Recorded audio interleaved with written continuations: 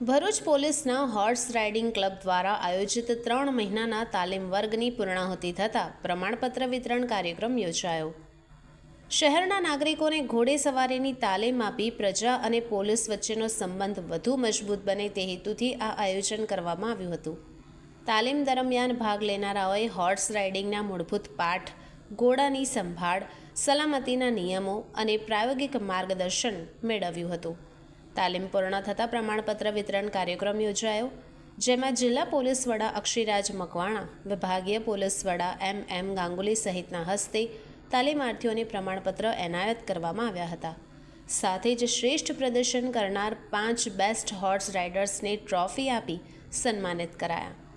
SP Akshayraj મકવાણાએ જણાવ્યું કે આવા કાર્યક્રમો દ્વારા પ્રજા અને પોલીસ વચ્ચે વિશ્વાસ અને સહકારની ભાવના વધુ મજબૂત બને છે.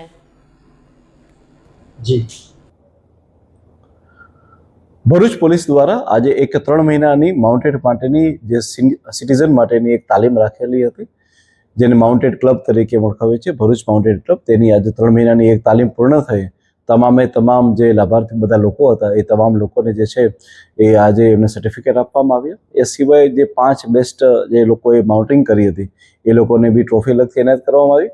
અમે અમારા આ ભરૂચ માઉન્ટેડ ક્લબ દ્વારા તમામ સિટીઝનોની સાથે એક સંવાદ અમે રાખીએ છીએ. તમામ લોકોને એક અહીંયા પરિવારની જેમ રાખી અને તમામ લોકો માત્ર હોર્સ રાઇડિંગ જ શીખે એટલું નહીં, પરંતુ એક ટીમ ભાવના થાય અને પોલીસ અને લોકોની વચ્ચેનું અંતર ઘટે અને વધારેમાં વધારે અમને લોકોને પણ લોકોનો સાથ મળે અને લોકોને શું જરૂર છે એ અમે જાણી શકીએ, એના માટેનું આ એક યુનિટ છે.